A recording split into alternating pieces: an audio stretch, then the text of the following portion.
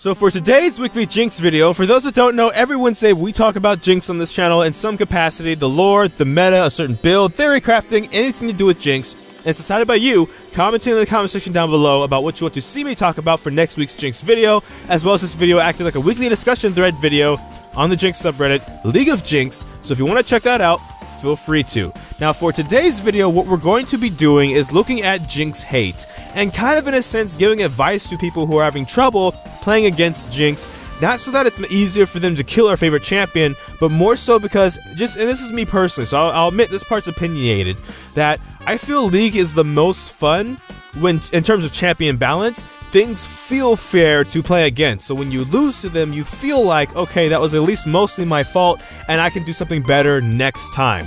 And so for Jinx, sometimes I see hate threads and stuff that, honestly, they don't make sense, but I do acknowledge that I could possibly be biased. So when I go over these points in this video, maybe we'll see that I am biased and there actually are valid points, or these points are completely invalid, and you can give advice to those people about how to play better against Jinx. So here we go. One of the major, if not the most biggest talking point I see when it comes to Jinx hatred is that her kit is overloaded. Now, when it comes to like her zap, I can't see it because it's a thin skill shot that can be blocked by minions and stuff, and it slows. It doesn't really have a lot of high damage because you didn't let the crit W change go live, so I don't really see too much of an issue there. But I guess if there was one thing that I could maybe try and be unbiased about, if you're getting chased down by Jinx already, who already has a burst of movement speed, having something that also slows you might feel like it's double kill or overkill because she's already moving fast, and now you're also being slowed, and she has range, she's gonna catch you and kill you. I guess that might be a talking point we could talk about right there. When it comes to her E, the thing has arm time on it, so almost a full second that you can get off of them if she throws them on you. Otherwise, she's not going to throw them on you, and you probably won't be snared by them, and they only last 5 seconds, so you can either go around them or just wait them out. I'm not entirely sure about that one either. In terms of the ultimate, it can't kill you at full health. Even when lethality was strong and it could burst you for quite a bit of health, it could not take you from 100 to 0. So in no scenario can the Super Mega Death Rocket kill you unless you're already missing a lot of health.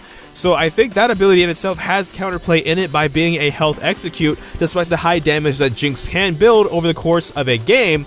But that ability also is dodgeable. It's a global, which means it fires in a linear line that if you can see it coming from like a map away for whatever reason, you can get out the way. If you have like an area warded up, you see it coming through the jungle at you, you can just move out the way.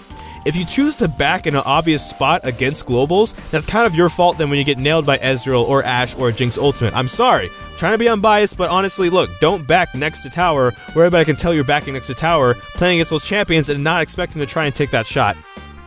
So then we go to her passive, because I'll leave her Q for last. Her passive does give her movement speed, and her weakness is supposed to partly be her immobility, so I can kind of understand that one, especially with the fact that the passive now gives attack speed, which is going to be building as an auto attacker.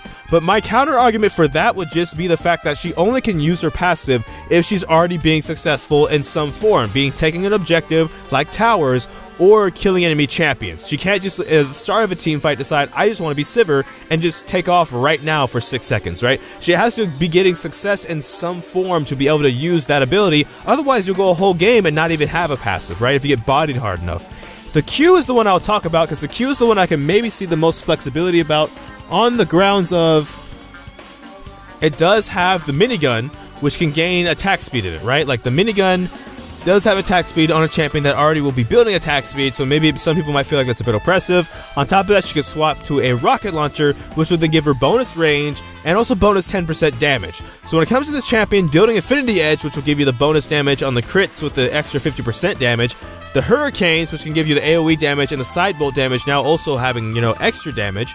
When it comes to Fervor, also having the extra damage as more auto attacks going on, and the 10% bonus damage on the rockets. When you combine all that on Jinx, she makes the most benefit out for those two items and that keystone, and that's the part where I can maybe have the most flexibility, in which case, I still don't see that as overloaded, I just see that as clear defined strengths, which some people might struggle with those weaknesses against them. In which case, the best thing to remember about Jinx is even when she's at her strongest, her weaknesses don't really go away without peel. You can dive her, even if divers aren't meta, just draft divers anyway, and just lock her down with CC as well. She won't have defenses to play against those, and she will probably still die to those. But in the comment section down below, like I said, I'm biased, so I won't make this video too long, because I'll just go over and over why I think these points are invalid, and that's not the point of this video. The point of this video is to give people advice that are struggling playing playing against Jinx. So in the comment section down below, feel free to either give advice about how you play better against Jinx, or if you're struggling against Jinx but you don't necessarily hate Jinx, feel free to ask questions about Jinx down there. Maybe me or someone else that sees the comment can answer about that. So that's all for this video. Thank you so much for watching this video if you did. Feel free to like, comment, and subscribe. But I don't know which video will be next, because life will be quite a mess. So until this time, take care from the Falgadai FS, and thank you for watching.